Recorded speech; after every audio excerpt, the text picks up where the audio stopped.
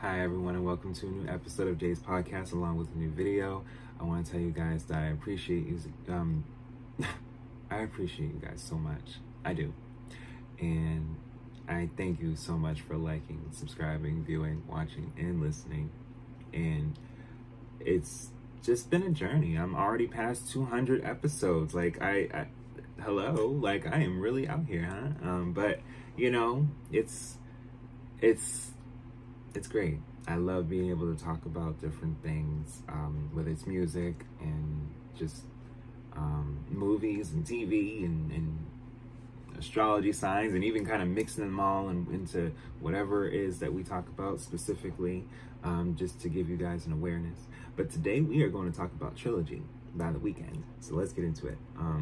Trilogy is the first compilation album and major label debut by Canadian singer-songwriter The Weeknd.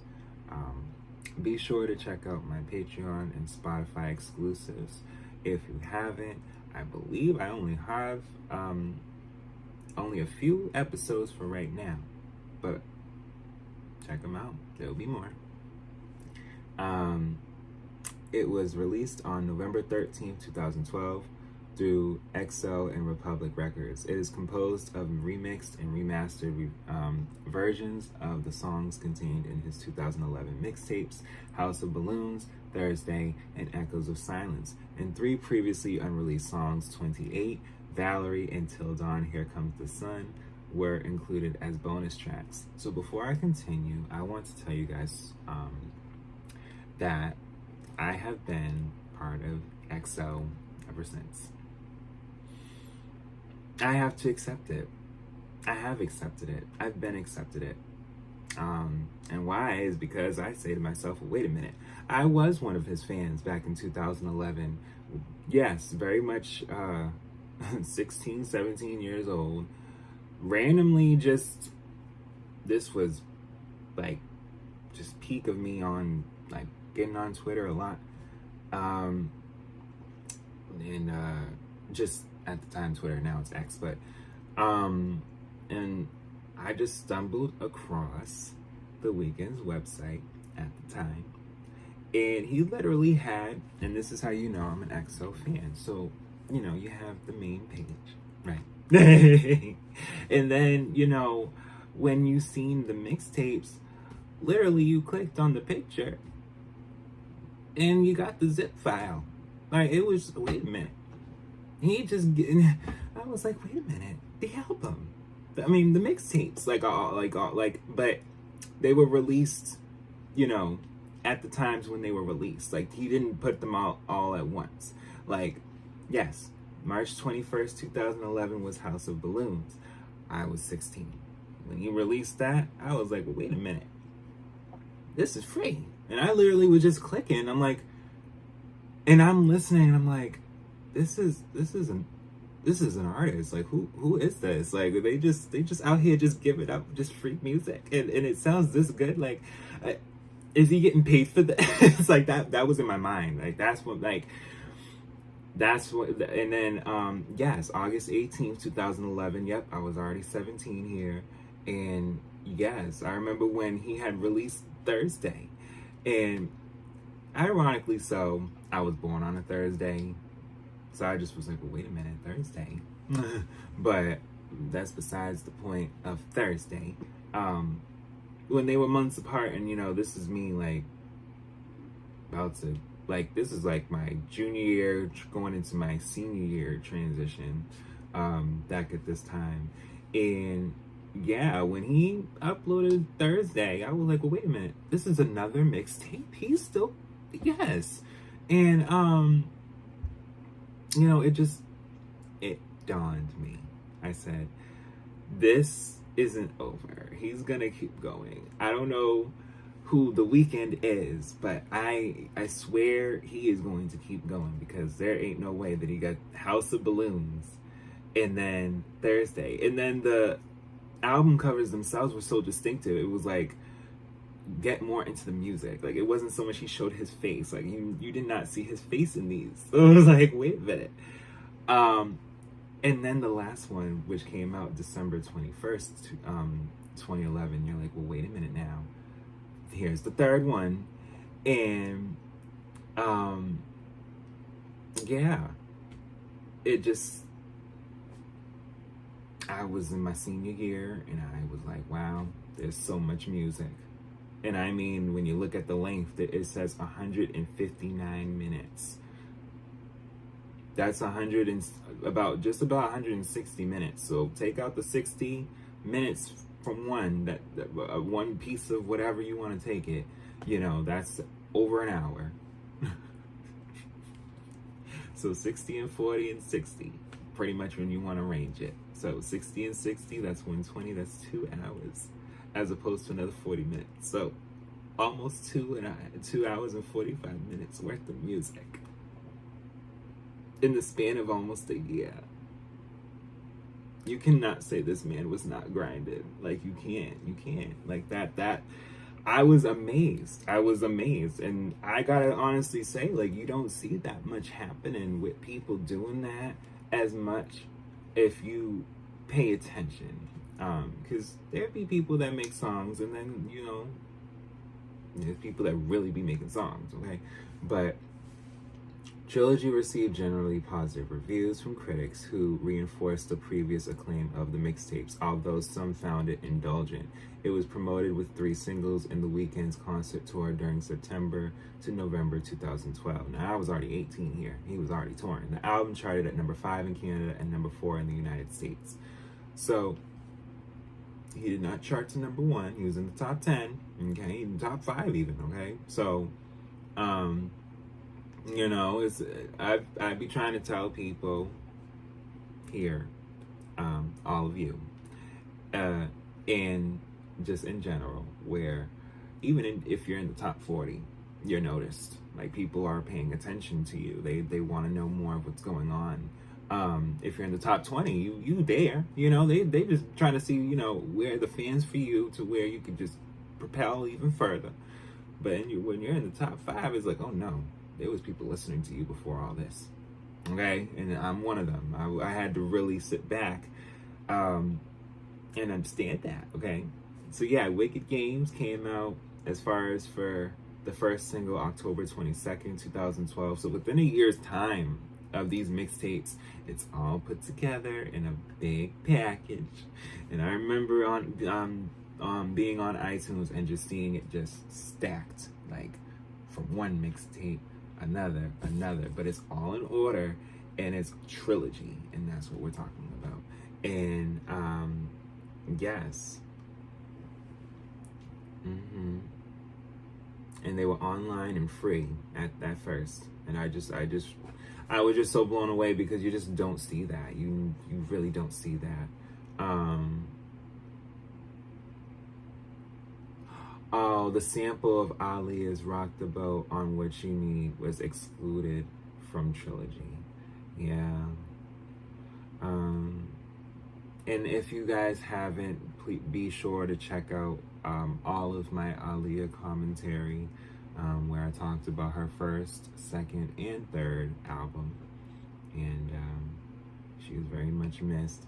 As far as on November 13, 2022, The Weeknd announced that he is considering removing Trilogy from streaming services due to both the original samples finally being cleared and him not being a fan of the updated mixes, telling fans to instead listen to the 3 mixtapes individually. Yeah. That would, because it's just, that's the rawness of it. Why not? The Weeknd toured in support of Trilogy during September to November 2012. He previewed the album at a listening party in New York City on October 24th. It was his first major media event. Yeah, guys. So, yeah, like I said, I was part of XO since the very beginning and didn't even know, because I was just like, who's this? And just started downloading mixtapes from this legendary artist here, among very much other legendary artists as well.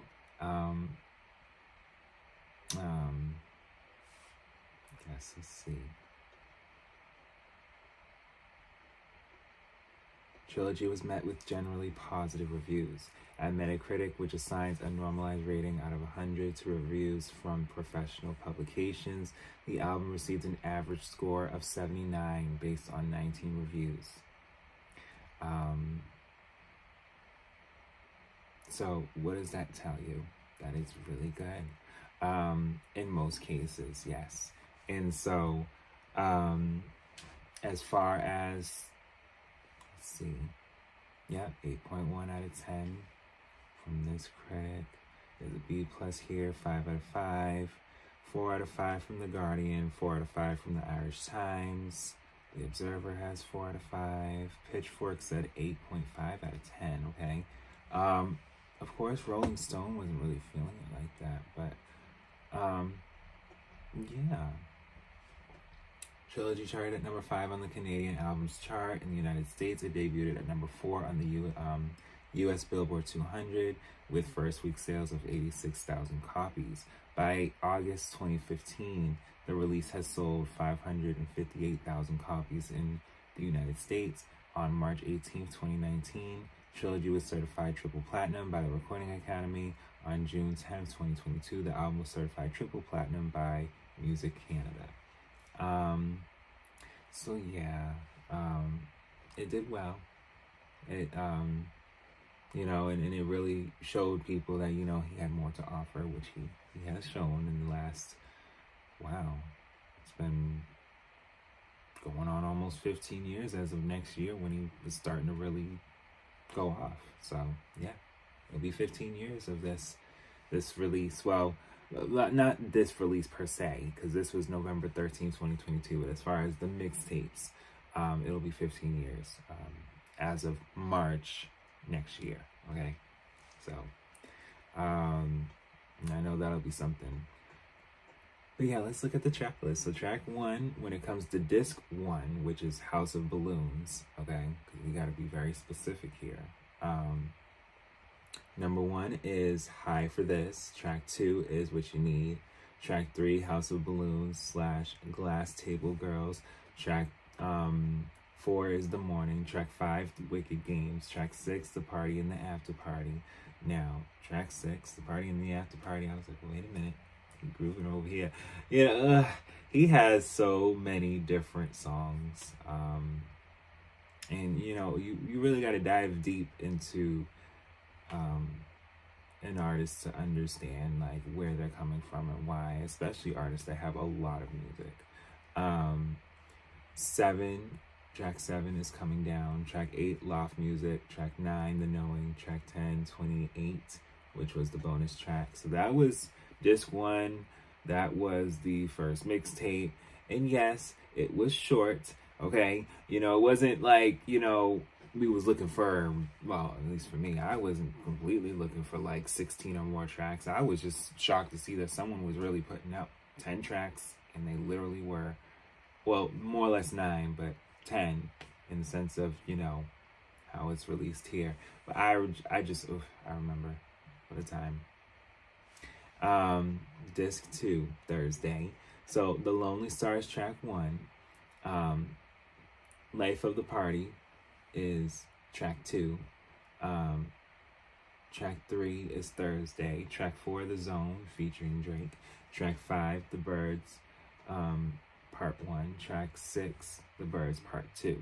Track 7, Gone. Track 8, Rolling Stone. Track 9, Heaven or Los Angeles.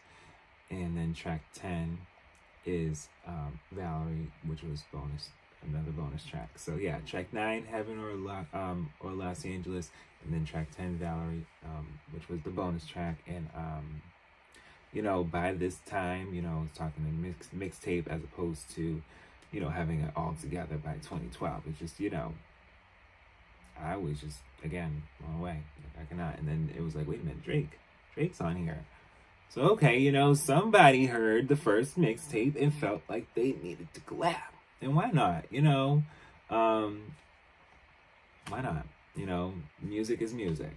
And this is and that's why I said here, as you guys know, I'm very unbiased. When you collab at the time. And I know things change. Okay? But as far as disc 3, Echoes of Silence. Track 1 is DD. Track 2 is Montreal. Track 3, Outside. Track 4, XO, The Host. Track 5, Initiation. Track 6, Same Old Song, featuring Juicy J. Okay, so yes, by the third mixtape, you know, people are really getting into him. Okay, track 7, The Fall. Track 8, Next. You just want me 'cause I'm that. Let me stop. I know this. What a time. Track 9, Echoes of Silence. Track 10, Till Dawn, Here Comes the Sun, bonus track. And then iTunes bonus music video. Yes, 11, The Zone, featuring Drake, closed caption, okay? So yeah, that's the whole compilation album, if you will. As far as also 3 mixtapes in one. Now, how I feel as far as with this album compilation, if you will, well, you guys get me, compilation album. How I feel about it is, I feel as though, it's, yeah, like I said, it's really good. And I think it really, again, made sure that people understood who he was and where he was going and where he is now. Yeah, debuted at number 4 on Billboard 200, and then the U.S. top R&B hip hop albums, he was number 1. Okay, people were loving it. And then by the end of 2013, he still was charting on Billboard at number 65. Okay, so that's good. I've said this in previous videos again. Like, if you're still charting on Billboard even after a year or so in the 200, that's really good. You see, Rihanna, Anti is still charting. Okay, and that album is 9 years old. You know, and that means that people still feel and miss Riri right now. Okay, like when your last album is still charting, you know, that's for anyone. When any album of yours is still charting, even if it's old, you know, they miss you. They love you. As far as, yes, the U.S. top R&B hip hop albums, it was charting at number 17. So yes, again, it was still generating people to know. Like I said, I was on iTunes myself, and even just, you know, and little did I know, because this is 2012 November, within 10 years, I would see him live. And you guys can check out my live footage of when I went.